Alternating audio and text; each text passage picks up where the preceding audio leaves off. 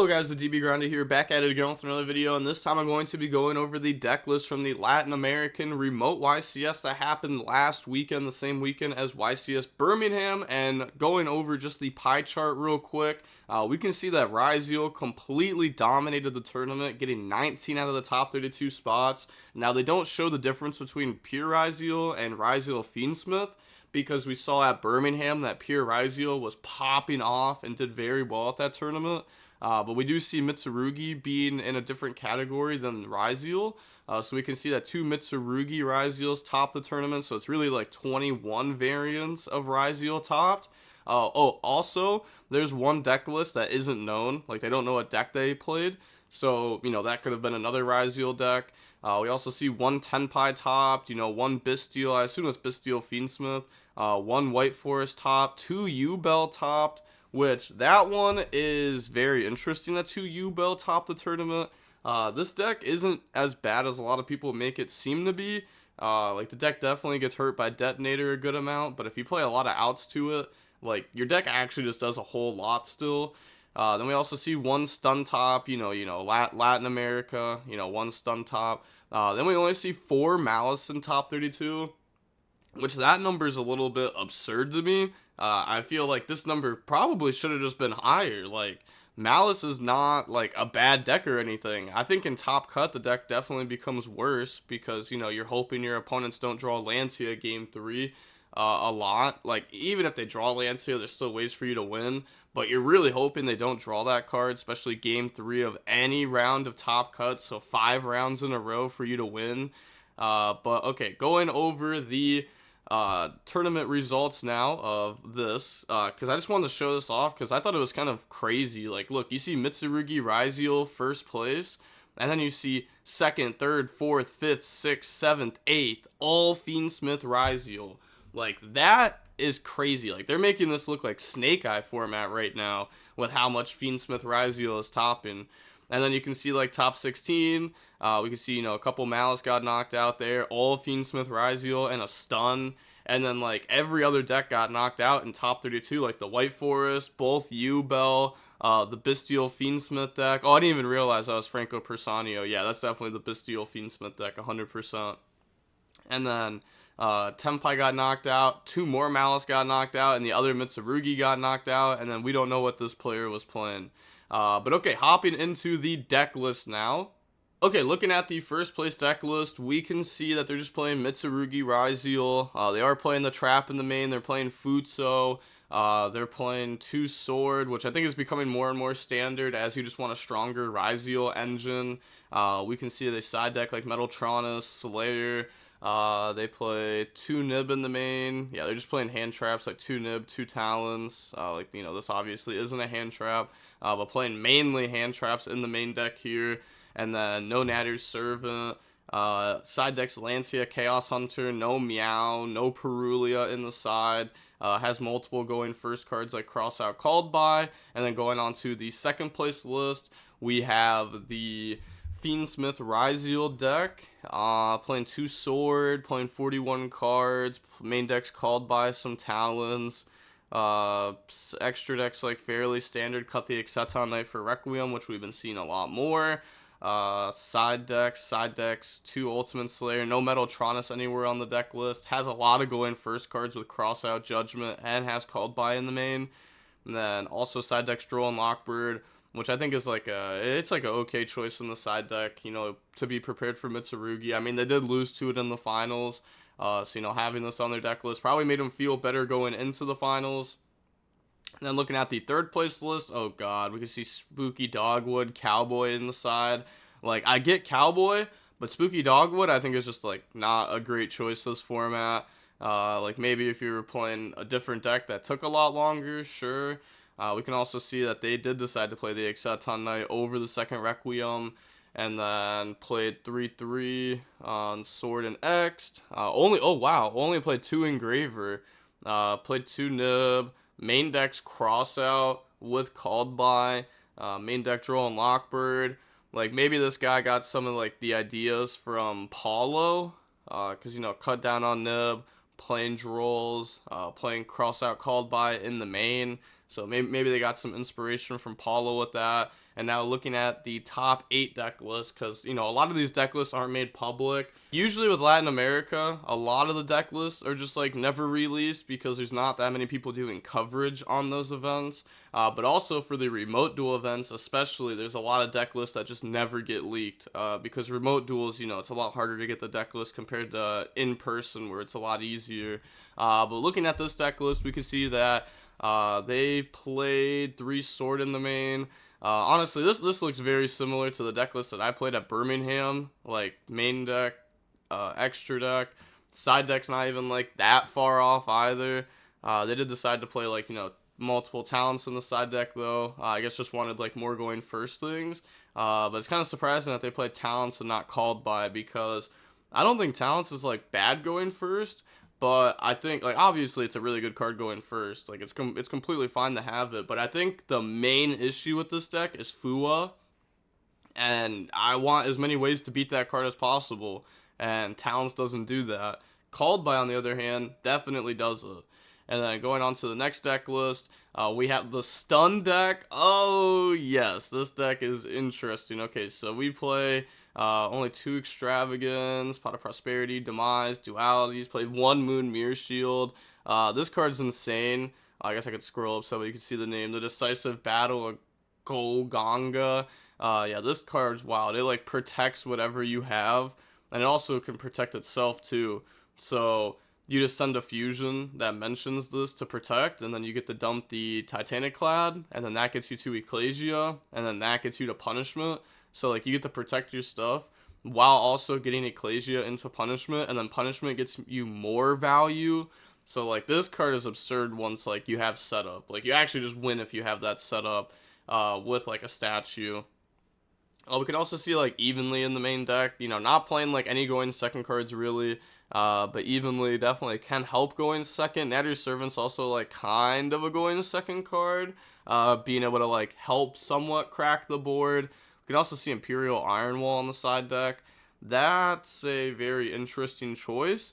But I guess that's, like, more Malice hate. And then Lancia. But I feel like this deck specifically, like, going first, I feel like you're really fine into, like, every deck. Like, I really wouldn't be that scared if I was going first with this deck. I don't think it would be to the point to where I want Imperial Iron Wall. Maybe they were expecting, like, Cosmics and Evenlies or something this tournament, which I don't think would be, like, a correct call.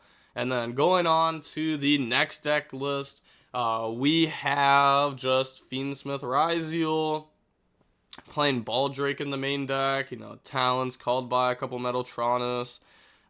Side deck has Harpies, Ultimate Slayer, Book of Eclipse, only 2 Crossout, 1 Anti-Spell, 2 D-Barrier. Okay, this player just threw a bunch of 2-ofs in the deck list and said call it a day. But yeah, nothing too crazy in this deck.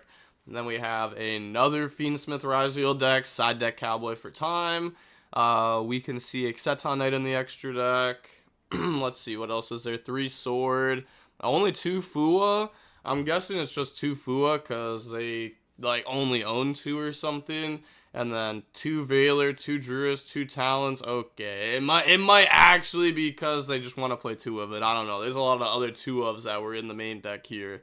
Then going on to the next deck list. Now, this is top 32 now. And we have the White Forest Fiendsmith deck. And we see 2 Engraver. We see, like, this card's really cool. The Magistus Chorizo. This card's pretty sick. We can see a Bawa. Yeah, nothing like too crazy in the extra deck, I guess. Side deck, we have Prohibition. Okay, that's a wild choice. Dark Ruler, Harpies, 1 Nib, because they main deck the other 2. We can see how many hand traps do they play? 3, 5, 8, 11, 14 hand traps, and then 17 total non-engine. You know, sometimes you do want some of your non-engine to, you know, be support type cards, which is one reason why I actually really like a card like Talons, is because this card works going first, it works going second. You know, you don't want to, like, go first and draw, like, well, actually, it's, like, fine to go first and draw, like, 3 hand traps. It's not bad, but if you go first and draw, like, 2 hand traps plus a Talons, obviously that's, like, way better. So I do kind of like the idea of having, like, support cards in your deck, depending on, like, what deck you're playing, of course. I haven't, like, personally tested this deck or anything, so I don't know if it's actually necessary.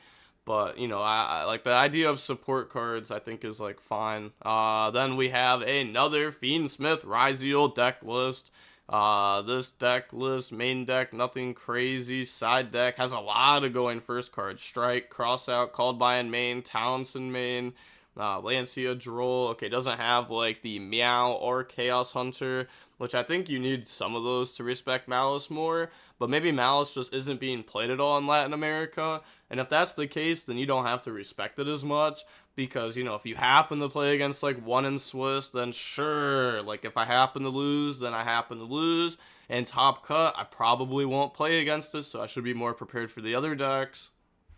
Like, maybe that's what their process was, like their thought process. Alright, now we're looking at another Fiendsmith Ryziel list. We also see them playing only 2 Engraver, which, now that I've seen it multiple times, maybe they're just trying to play 2 Engraver to cut down on the amount of Fiendsmith cards that they're actually drawing, because drawing multiples of these cards going second does feel pretty bad.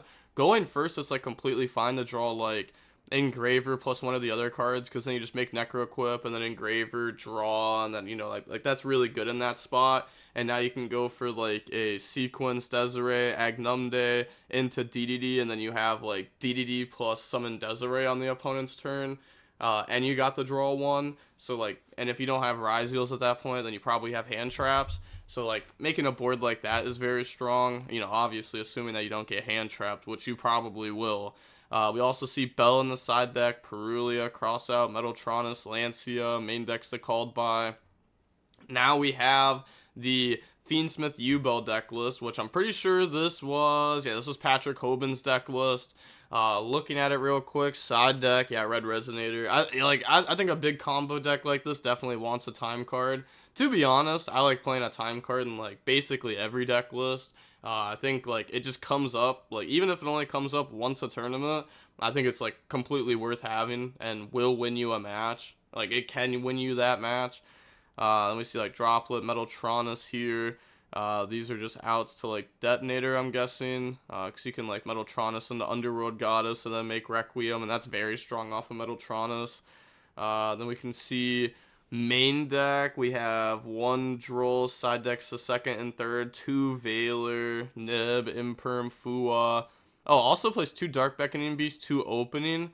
That's kind of an interesting ratio. Yeah, I mean, they don't play the Chaos Summoning Beast, so opening does become a little bit worse, but it's interesting that the ratio is 2 and 2. We can also see, maybe it's in case you open this, and then you go that, and then you normal this, and you get to search this. Maybe that's the reason why there's 2. They're also playing 1 Tracked, 1 Sanct, which, you know, if you open, like, Tracked plus Engraver, then your Engraver search is just follow-up, or I guess if you open, like, you know, like Sanct plus Engraver, then, you know, you can go ahead and search Tracked and still use it that turn. Playing 42 cards. How many going second cards is in this? 3, 6, 9, 12, 15. Okay, well, I guess, like, 15 isn't great, but they also side deck into, like, a lot more. And then, like, their deck going first is also just, like, FTK if the opponent doesn't draw Fua. And a lot of people weren't main decking Droll this tournament either. And then on to the next deck list, we see Tenpai. And this is, like, pure Tenpai, not, like, a Fiendsmith variant of it. We can see...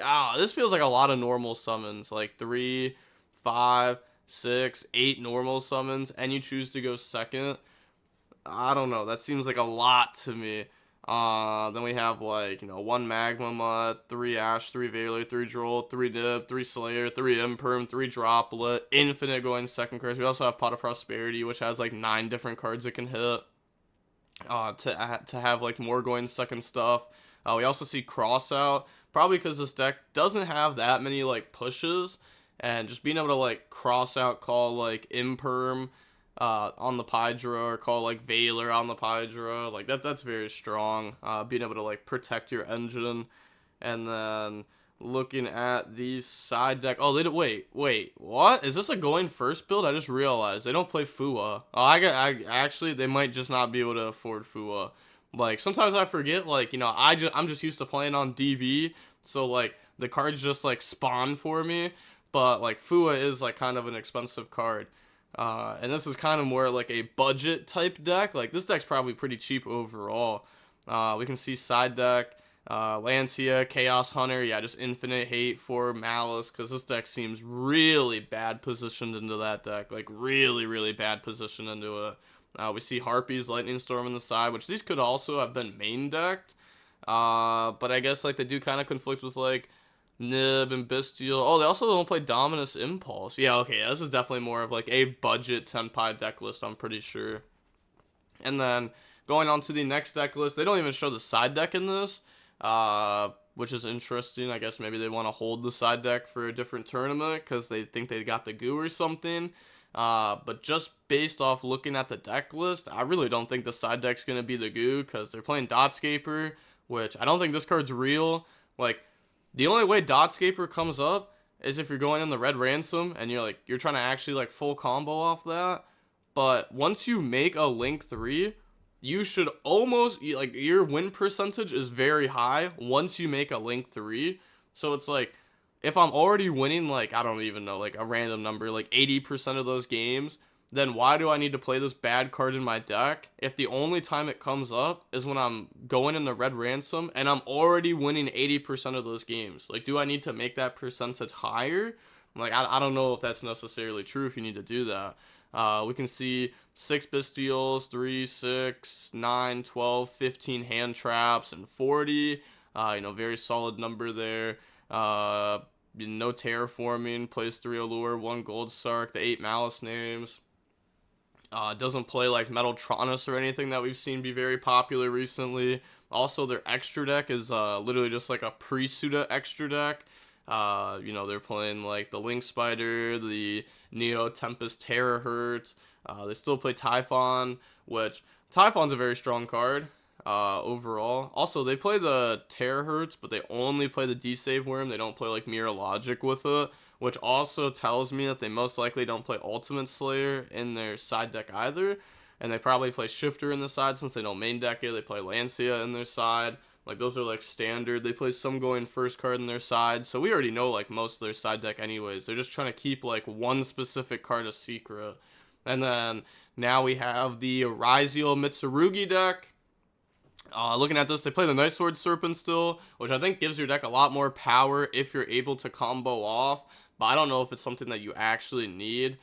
Just because, like, I don't know, it's like a brick. I think if you play this, like, you definitely cut the trap. I think you cut the trap, like, either way. Like, you could side deck it if you want, but you have too many awkward cards, and, like, you can't really afford awkward hands when you're trying to win a tournament, right? Like, if you're just trying to top, sure, but if you're trying to win, you need to, like, not, like, draw bad. Game 3 of top 32, top 16, top 8, top 4, and finals. Like, that's 5 rounds in a row. And that's also assuming that it's top 32. A lot of the YCSs recently have been top 64. So that's 6 rounds instead of 5 rounds. Now we can see extra deck. Wait, they play Herald. No Nadir. I guess it's in case they play the mirror match and the opponent Maximuses them. Or Ultimate Slayer in a weird scenario. Dump Herald out like Chaos Angel. Or I guess like against Crystron or something if that's what they're siding it against. Then we can see Hand Traps, plays Pot of Prosperity. Plays Pot of Prosperity. I think it's like fine to play that in this build. Without playing the breakers, it obviously becomes a lot weaker because you're only able to hit Engine instead of being able to hit Engine plus breakers. We can see Cowboy for Time. Looking at the side deck, it just has like Judgment. Which is interesting. I feel like Called By. I think Called By is a very good card overall. Like, Called By being able to stop, like, Fua, Ash, Droll, Veiler, just trying to, like, because people try to stop you early, and being able to, like, Called By that's very nice. Or even something like Shifter, Perulia. Like, these cards, like, they're all, like, they can be impactful. Obviously, sometimes you make Veiler look dumb and you just completely play through it anyways. You just go Ritual Spell, ha ha ha, and you just win the game. But I wonder how Judgment was for them overall this weekend. I mean, it was probably pretty strong still. Like, if you can summon, like, if you get the Ritual Spell plus Judgment, you win the game. If you can get to, like, Detonator plus Judgment, like, that's still pretty solid. Like, that's, like, good enough to win most games anyways. But alright, with that being said, the DB Grinder signing off. Peace, have a nice day, stay safe.